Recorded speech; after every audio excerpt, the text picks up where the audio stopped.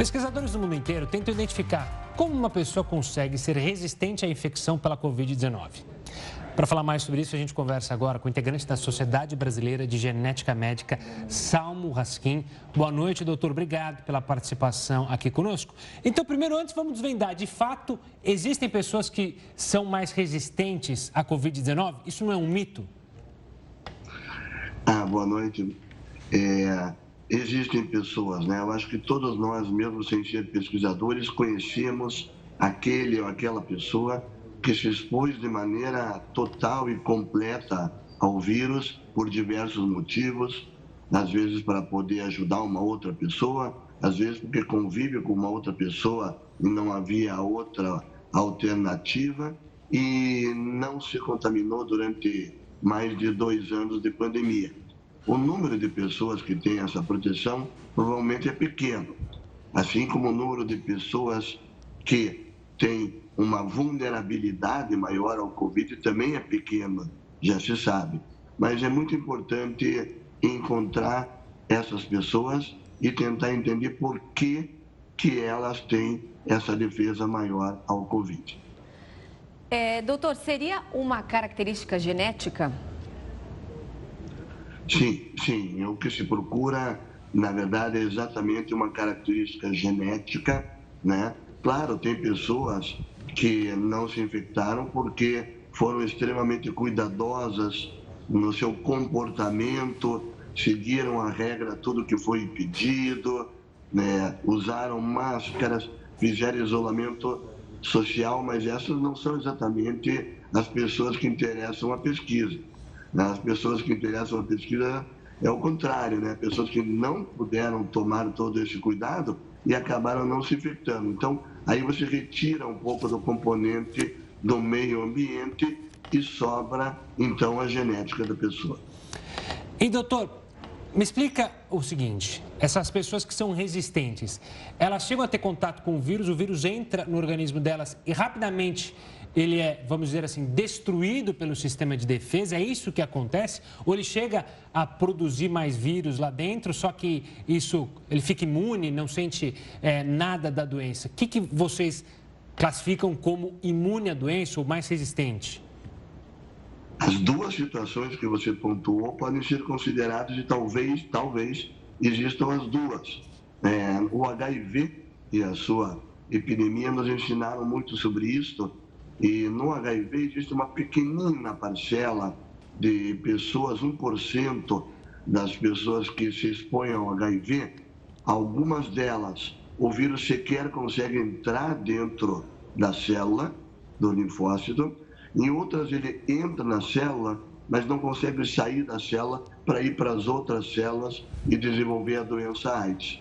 São duas formas diferentes, mas as duas são formas de proteção. Talvez na Covid-19 possa existir alguma situação semelhante a essa. Doutor, muito se ouviu falar sobre os tipos sanguíneos, dizendo que pessoas que teriam tipo A seriam mais vulneráveis e as que teriam tipo O mais resistentes. Isso tem fundamento? Isso tem fundamento. Estudos que juntaram diversos estudos, é o que chamamos de meta-análise, né? Estudos que juntam vários estudos, agruparam mais de 50 mil pessoas e demonstraram que quem tem o tipo sanguíneo O tem realmente uma proteção. Mas a proteção é pequena, ela confere uma pequena proteção só, nada assim muito importante. Mas existe, está comprovado e já é uma dica de que pode existir outras formas de proteção além do tipo sanguíneo O. Doutor, muito se falou, me corrija se eu estiver errado, na proteção pela célula T. Isso estaria ligado justamente a essa potência ao se defender da Covid-19? Perfeitamente, né? Porque dentro desses possíveis mecanismos de proteção, é um mecanismo que você tenha de não deixar entrar dentro da célula, como você mesmo falou. Outro pode não ser este, e sim você ter um sistema imunológico que de alguma forma te confere uma proteção maior para a Covid. Por exemplo, você ter tido uma infecção por outro tipo de coronavírus no passado e essa infecção te ajude a se defender contra o Covid porque já produziu anteriormente até a própria pandemia de Covid, células T que vão te proteger de maneira muito importante na hora que houver o contato com o vírus. Elas terão uma memória do que aconteceu lá anteriormente e poderão atuar imediatamente agora. É possível que existam pessoas que tenham células T que realmente protejam mais do que as células T naturalmente protegem a todo mundo depois que você se infecta. Em relação aos sexos, feminino, masculino e também as faixas etárias, existem os mais propensos? Bom, aí existe, claro, né, nós sabemos e aprendemos isso, né, com a pandemia toda, que as pessoas mais idosas são mais propensas, né, a ter doenças mais graves, né?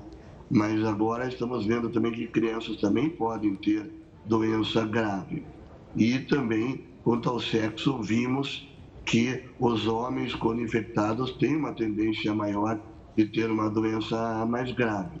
E alguns aspectos genéticos de predisposição à gravidade da doença já foram plenamente identificados e publicados em revistas científicas, como, por exemplo, mutações em genes que produzem defesas nossas, como os interferons, que são verdadeiras batalhas que nós temos dentro do nosso organismo para travar quando o vírus nos infecta.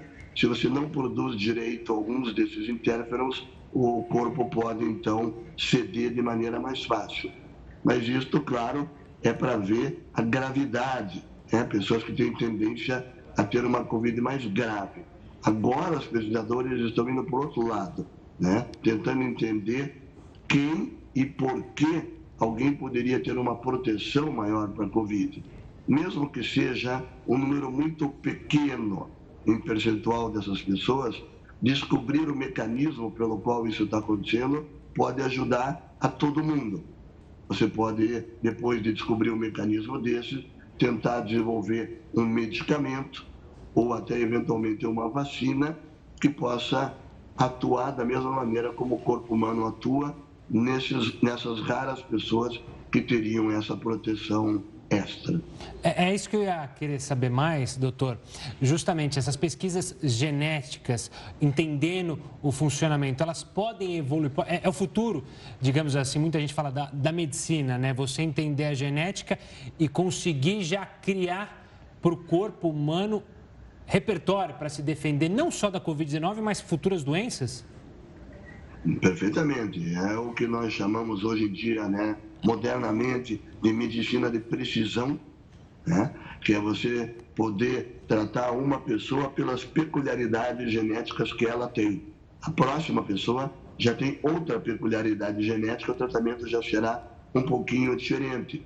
Alguém pode ter uma suscetibilidade a certas doenças que outros não terão. E aí nós podemos nos antecipar e ter condutas médicas diferentes para esses grupos de pessoas. É a medicina do futuro baseada na genética, a medicina de precisão.